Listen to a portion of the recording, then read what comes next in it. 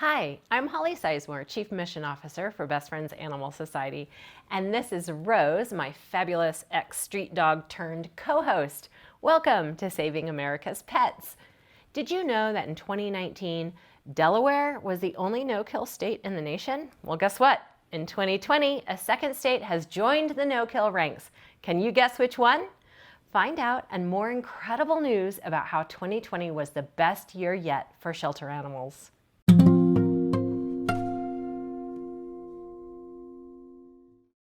Just 6 years ago, an estimated 2 million cats and dogs were being killed in America's shelters because shelters didn't have the community support or the resources they needed to save them. In 2016, Best Friends committed to change that by 2025. And I'll be honest, when our CEO, Julie Castle, planted that stake in the ground, I was skeptical that it could be done. But now I know it can.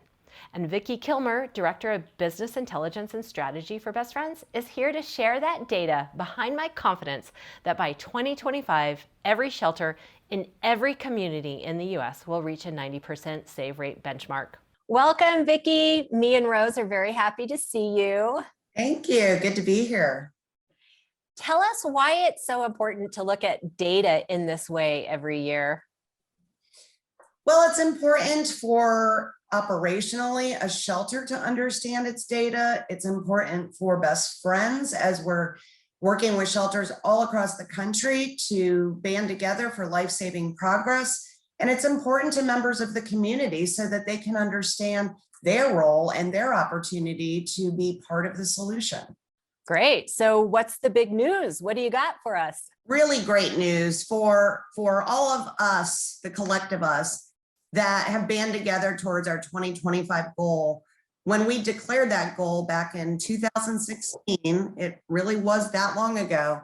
It's amazing to look back and see the progress, including this 2020 year that we've had over that time horizon.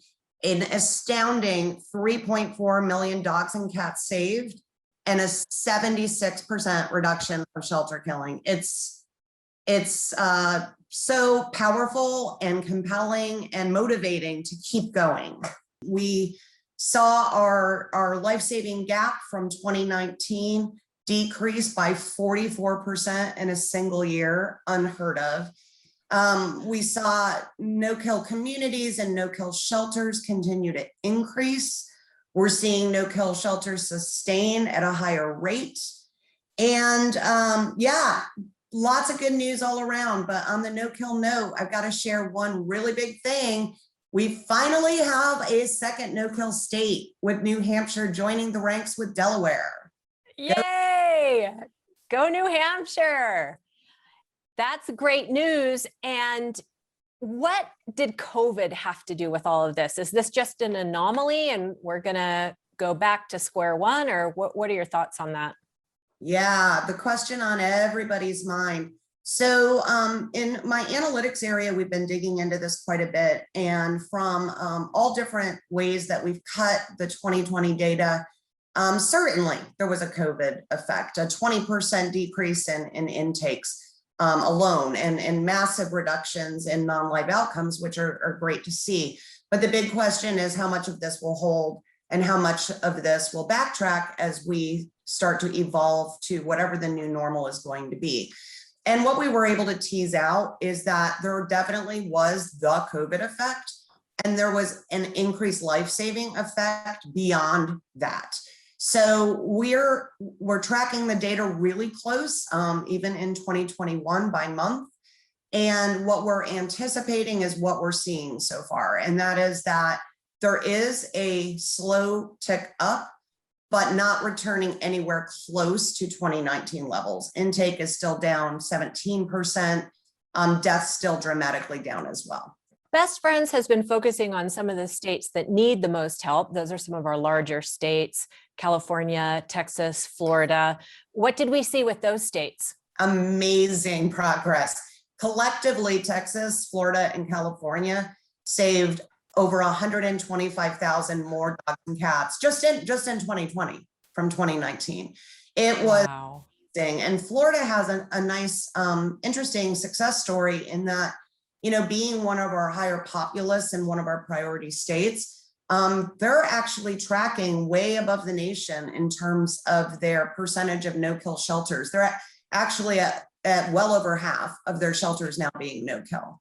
Terrific news. So clearly this is important to our industry. How is this important to individuals? When you say members of the community, it's important to them. How is it? Why is it? And what can they do with it? Yeah, so we did a general population public opinion survey back in the February timeframe this year. And one of the things that we asked about, similar to what we had done last year, was awareness of no-kill. Is it important to them? Do they know what it is? How important is it to them that shelters in their community are no-kill? And we saw even more impressive results than we did last year, with 85% of the general public saying that it was very to critically important that their local shelter is no-kill. And they went on to say the actions that they would be willing to take toward making that happen. Where the gap is in information, because only 50% of them knew whether their local shelter was no-kill or not. So getting this information out in a meaningful way, in a local way, that's relevant to members that are willing to step up. We know from hearing them that it's an important cause to them. It's a community health indicator for them. They just don't have the information to know or to know what to do. And that's what our Pet Life Saving Dashboard is all about and why it exists. What are they willing to do? And do they understand how important their role is in solving for this? Yeah, so we ask an array of things. What actions would you be willing to take? The highest among them were to donate to their local shelter.